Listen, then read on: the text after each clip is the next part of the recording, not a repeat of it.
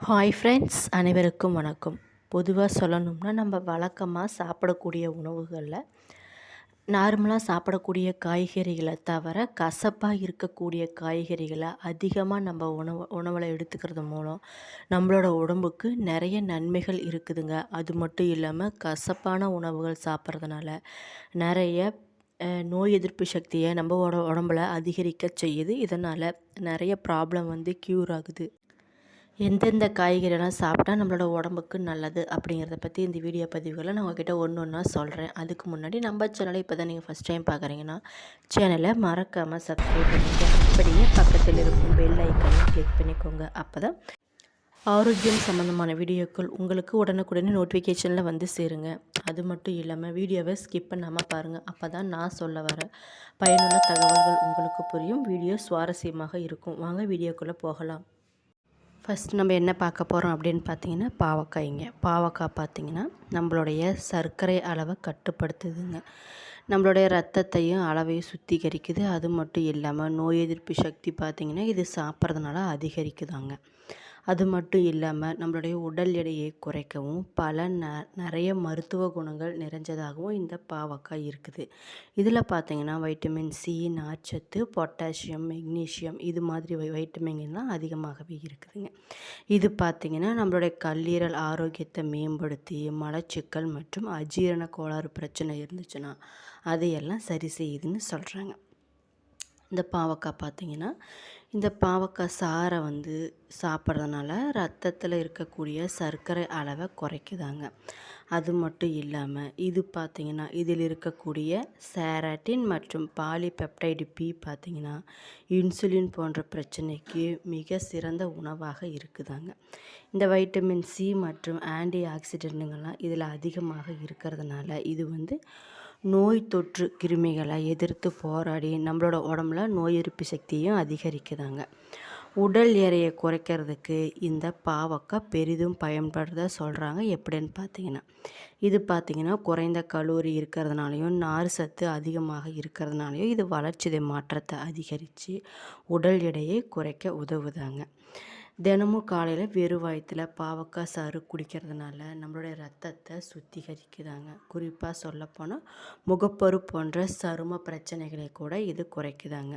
நம்மளுடைய கல்லீரலில் இருக்கக்கூடிய நச்சுக்களையும் வெளியேற்றி கல்லீரலோட செயல்பாட்டை அதிகரிக்குதாங்க. செரிமான மண்டலத்தையும் இது சீராக்கக்கூடியதாக இருக்குது. இதில் இருக்கக்கூடிய வைட்டமின் ஏ, சி, கால்சியம், இரும்பு சத்து மற்றும் மேக்னீஷியம் போன்ற தாதுக்கள் அதிகமாக இருக்கிறதுனால நம்மளோட உடம்புக்கு மிகவும் நல்லதாக இந்த பாவக்காய் இருக்குங்க. அடுத்தது நம்ம என்ன பார்க்க போகிறோம் அப்படின்னு பார்த்தீங்கன்னா வேப்பிலை சாப்பிட்றதுனால நம்மளோட உடம்புக்கு என்னென்ன மாற்றங்கள் ஏற்படுது, என்னென்ன பலன்கள்னு பார்க்கலாம். இந்த வேப்பிலை பார்த்திங்கன்னா ஒரு கிருமி நாசினின்னு சொல்கிறாங்க. பூஞ்சை எதிர்ப்பு மற்றும் அலர்ஜி எதிர்ப்பு பண்புகளை கொண்ட ஒரு சக்தி வாய்ந்த மருத்துவ மூலிகைன்னு சொல்கிறாங்க. இது பார்த்திங்கன்னா சாப்பிட்றதுனால நம்மளோட ரத்தத்தை சுத்திகரிக்குது, தோல் நோய்களை குணப்படுத்துதாங்க. நோய் எதிர்ப்பு சக்தியும் இது அதிகரிக்கக்கூடியதாக இருக்குது. குறிப்பாக சொல்லணும்னா நீரிழிவு பேஷண்ட்டுங்களாம் இந்த வேப்பந்தலையை சாப்பிட்றதுனால அவங்களுக்கு உடம்புக்கு ரொம்ப ரொம்ப நல்லதுங்க. தினமும் காலையில் வெறும் வயிற்றில் சில வேப்ப இலைகளை மென்று சாப்பிட்றதுனால வாய்வழி சுகாதாரம், வயிற்றுப்போக்கு, குடல் புழுக்கள், காய்ச்சல் மற்றும் சரும பிரச்சனைகள் இதெல்லாம் எதுவுமே வராதான். அதை எல்லாமே சரி செஞ்சிருமா. வேப்பிலை கஷாயம் குடிக்கிறதுனால சளி மற்றும் இரும்பலுக்கு ஒரு நல்ல நிவாரணியாக இருக்குதுன்னு சொல்கிறாங்க. அடுத்து நம்ம என்ன பார்க்க போகிறோம் அப்படின்னு பார்த்தீங்கன்னா வெந்தயம் பார்த்திங்கன்னா நார்மலாகவே குளிர்ச்சி வாய்ந்த ஒரு உணவு தாங்க. இது சாப்பிட்றதுனால நம்மளுடைய சர்க்கரை அளவையும் கட்டுப்படுத்துது. அது மட்டும் இல்லாமல் இதனுடைய முக்கிய பண்புகள் நிறைய இருக்குது. அது என்னங்கிறத பற்றி நான் சொல்கிறேன். இந்த வெந்தயம் பார்த்திங்கன்னா உடலுக்கு குளிர்ச்சியையும் மருத்துவ குணங்களையும் அள்ளி தரக்கூடிய ஒரு சிறப்பான உணவாக இருக்குதுங்க. இது பார்த்திங்கன்னா நம்மளுடைய சர்க்கரை அளவை கட்டுப்படுத்துதாங்க, உடல் எடையை குறைக்குதான், செரிமானத்தை மேம்படுத்தி உடல் சூட்டையும் தணிக்கிறதாங்க. குறிப்பாக சொல்லணும்னா நம்மளுடைய மலச்சிக்கலை சரி செஞ்சு நம்முடைய உடம்பை பாதுகாக்குது. இது மாதிரி நிறைய நன்மைகள் இந்த வெந்தயத்தில் இருக்குது. இது பார்த்திங்கன்னா குறிப்பாக முடி உதிர்வை தடுத்து முடி வளர்ச்சியை ஊக்குவிக்குதுன்னு சொல்கிறாங்க. இந்த வெந்தயத்தில் இருக்கக்கூடிய கரையக்கூடிய நார் சத்து பார்த்திங்கன்னா நம்மளுடைய சர்க்கரை அளவை குறைக்க உதவுதாங்க. தினமும் காலையில் ஊற வச்ச வெந்தயத்தை சாப்பிட்றதுனால சர்க்கரை நோயாளிக்கு ஒரு சிறந்த உணவாக இது இருக்குது. வெந்தயத்தில் இருக்கக்கூடிய அதிகப்படியான நார் சத்து பார்த்திங்கன்னா பசியை கட்டுப்படுத்தி வளர்ச்சிதை மாற்றத்தையும் அதிகரிக்க, கொழுப்பை கரைக்கவும் இது உதவுதாங்க. குறிப்பாக சொல்லணும்னா இது குடல் இயக்கத்தை மேம்படுத்தி அஜீரண கோளாறு, நெஞ்செரிச்சல், மலச்சிக்கல் இது மாதிரி பிரச்சனைகள்லாம் இது ஒரு சிறந்த தீர்வாக இருக்குதாங்க. வெந்தயம் பார்த்திங்கன்னா உடலுக்கு ஒரு இயற்கையான குளிர்ச்சியை தரக்கூடிய உணவாக இருக்குது. பித்தத்தை குறைச்சி உடல் வெப்பத்தை சமநிலையில் வச்சுருக்க இந்த வெந்தயம் பயன்படுதாங்க. வெந்தயத்தை அரைச்சி தலையில் தேய்ச்சி குளிச்சுட்டு வந்தோம்னா முடி உதிர்வது நின்று முடி அடர்த்தியாக வளரக்கூடியதாக இருக்குது. வெந்தயம் பார்த்திங்கன்னா ஆண்களுக்கு உடலில் டெஸ்டோஸ்டிரான் ஹார்மோன் உற்பத்தி அதிகரித்து பாலியல் ஆரோக்கியத்தையும் மேம்படுத்த உதவுதாங்க. குறிப்பாக சொல்லணும்னா மாதவிடாய் காலத்தில் ஏற்படக்கூடிய வயிற்று வலி, வயிற்று பொறுமல் மற்றும் வயிற்றுப்போக்கு பிரச்சனைக்கு வெந்தயம் ஒரு சிறந்த மருந்தாக பயன்படுதுன்னு சொல்கிறாங்க. அடுத்து நம்ம என்ன பார்க்க போகிறோம் அப்படின்னு பார்த்திங்கன்னா கற்றாழை சாப்பிட்றதுனால நம்மளுடைய உடம்பில் ஏற்படக்கூடிய நல்ல மாற்றங்கள்லாம் என்ன அப்படிங்கிறத பற்றி இந்த வீடியோ பதிவுகளை நான் சொல்ல போகிறேன். கற்றாழை பார்த்திங்கன்னா நம்ம எல்லாருக்குமே தெரிஞ்ச ஒரு செடி தாங்க. இந்த செடியில் நிறைய மருத்துவ குணங்கள் இருக்குது. கற்றாழை பார்த்திங்கன்னா ஒரு சிறந்த குணம் கொண்ட காய்கறியாக இது காயக்கற்ப மூலிகையாக இது சொல்கிறாங்க. இது பார்த்திங்கன்னா நம்மளுடைய உடல் சூட்டை தணித்து ஆரோக்கியமான சருமம் மற்றும் கூந்தல் வளர்ச்சிக்கு இது உதவுதாங்க. குறிப்பாக சொல்லணும்னா மேலும் மலச்சிக்கல், செரிமான பிரச்சனைகள் மற்றும் உடல் பருமன் இது மாதிரி பிரச்சனைகளிலிருந்து நம்ம பாதுகாக்குதாங்க. இந்த கற்றாழை ஜெல் பார்த்திங்கன்னா நம்மளோட முகத்தில் சருமத்தில் ஈரப்பதத்தை தக்க வச்சு வறட்சியை போக்குதாங்க. சூரிய வெப்பத்தால் ஏற்படக்கூடிய சரும பாதிப்புகள் மற்றும் பருக்களை குணப்படுத்த இந்த கற்றாழை பயன்படுத்தாங்க. இது பார்த்திங்கன்னா உடலில் உள்ள அதிகப்படியான வெப்பத்தை குறைச்சி உடலை குளிர்ச்சியாக வச்சிருக்க உதவுதாங்க. வெறும் வயிற்றில் கற்றாழை ஜூஸ் குடிப்பது செரிமானத்தை மேம்படுத்தி மலச்சிக்கல் பிரச்சனை உண்டாவதையும் தடுக்குதாங்க. உச்சந்தலையில் உள்ள pH அளவை சமப்படுத்தி இரத்த ஓட்டத்தை மேம்படுத்துறதுனால முடி வளர்ச்சியை தூண்டுவிக்கக்கூடியதாக இந்த கற்றாழை இருக்குது. இதில் பார்த்திங்கன்னா வைட்டமின்கள், ஆன்டி ஆக்சிடென்ட்கள் அதிகமாக இருக்கிறதுனால இது பார்த்திங்கன்னா உடலில் நோய் எதிர்ப்பு சக்தியை அதிகரிக்கும் தன்மை இந்த கற்றாழைக்கு இருக்குதாங்க. கற்றாழை பார்த்திங்கன்னா அதனுடைய இலையில உட்புறம் இருக்கக்கூடிய ஜெல்லை கழுவி சாறாகவோ அல்லது நேரடியாகவோ நம்மளுடைய சருமத்தில் தடவி பயன்படுத்தலாம்.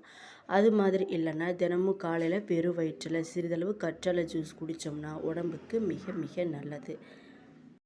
இந்த கற்றாழையை உணவில் சேர்த்துக்கிறதுக்கு முன்னாடி தோல் சம்மந்தப்பட்ட அலர்ஜி இருக்கிறவங்க மருத்துவரோட ஆலோசனைப்படி கேட்டுட்டு இந்த கற்றாழையை சாப்பிட்லாம். அடுத்து நம்ம என்ன பார்க்க போகிறோம் அப்படின்னு பார்த்திங்கன்னா கற்பூரவள்ளி தலை தாங்க பார்க்க போகிறோம். கற்பூரவள்ளி தலை இயற்கையாகவே மருத்துவ குணங்கள் படைத்த ஒரு தலை. இது பார்த்திங்கன்னா சளி, காய்ச்சல், இருமலுக்கு ஒரு சிறந்த உடனடி நிவாரணியாகவே நம்ம சொல்லலாம். அது மட்டும் இல்லாமல் இன்னும் இதில் என்னென்ன மருத்துவ குணங்களில் நன்மைகள்லாம் இருக்குது அப்படிங்கிறத பற்றி நான் உங்ககிட்ட சொல்கிறேன். இந்த கற்பூரவள்ளி பார்த்திங்கன்னா ஓமவல்லி தலைன்னு சொல்லுவாங்க. இது பார்த்திங்கன்னா முக்கியமாக சளி, இருமல் மற்றும் சுவாச பிரச்சனைகளுக்கு ஒரு சிறந்த நாட்டுப்புற மூலிகை மருந்தாக நம்ம பயன்படுத்திட்டு வரோம். அன்று தொற்று இப்போ வரைக்குமே இது பார்த்திங்கன்னா நுரையீரலை வலுப்படுத்துவது, செரிமானத்தை மேம்படுத்துவது, காய்ச்சலை தடுக்கிறது, குழந்தைகளுக்கு ஏற்படக்கூடிய வயிற்று உபாதைகளை நீக்கிறது இது மாதிரி நிறைய பிரச்சனைகளுக்கு இது முக்கிய பங்கு வகிக்குதுங்க. இதனுடைய இலைகளை பார்த்திங்கன்னா கஷாயமாகவோ சாராகவோ அல்லது சட்னியாகவோ சாப்பிட்டோம்னா சளி சீக்கிரமாக குணமாகிடும். இந்த கற்பூரவள்ளி இலைச்சாறுடன் தேன் அல்லது பனங்கற்கண்டு கலந்து சாப்பிட்டுட்டு வந்தோம்னா ரொம்ப நாளாக இருக்கிற இருமல் மற்றும் சளி பார்த்திங்கன்னா படிப்படியாக குறைஞ்சிரும். இது பார்த்திங்கன்னா நுரையீரலில் இருக்கக்கூடிய கபத்தை வெளியேற்றி ஆஸ்துமா மற்றும் மூச்சுக்குழல் அலர்ஜியை குணப்படுத்தவும் உதவுதுங்க. குழந்தைகளுக்கு ஏற்படக்கூடிய அஜீரண பிரச்சனை அதாவது வாந்தி, வயிற்று உப்புசம் மற்றும் சளிக்கு இதை சாற்ற வெதுவெதுப்பான நீரில் கலந்து கொடுத்தோம்னா உடனடி தீர்வு கிடைக்கும். இந்த கற்பூரவள்ளி இலை சாரை நல்லெண்ணெயுடன் கலந்து நெற்றியில் பத்து போட்டோம்னா சளியால் ஏற்படக்கூடிய தலைவலி மற்றும் காய்ச்சல் குணமாகுங்க. வயிற்று நோய்களை குணப்படுத்தி பசியையும் தூண்டக்கூடிய ஒரு சிறந்த உணவாக இந்த கற்பூரவள்ளி தலை இருக்குது. செரிமான பிரச்சனைக்கு மிகவும் ஒரு சிறந்த உணவாகவே இருக்குங்க. குறிப்பாக சொல்லணும்னா சிறுநீரகங்களில் சேரக்கூடிய உப்புக்களை கரைச்சி சிறுநீரகத்தோட ஆரோக்கியத்தை மேம்படுத்தவும் இது பயன்படுது. அது மட்டும் இல்லாமல் தேங்காய், பருப்பு வகைகளுடன் சேர்த்து சட்னி அல்லது பஜ்ஜியாக சாப்பிட்டோம்னா உடம்புக்கு மிக மிக நல்லது. என்ன நண்பர்களே, இது வீடியோ பதிவுகளில் கசப்பு உணவுகள்லாம் சாப்பிட்றதுனால என்னென்ன நன்மைகள்லாம் கிடைக்குது அப்படிங்கிறத பற்றி பார்த்துருக்கேன். என்னோடய வீடியோ பிடிச்சிருந்தால் லைக் பண்ணுங்கள். நன்றி.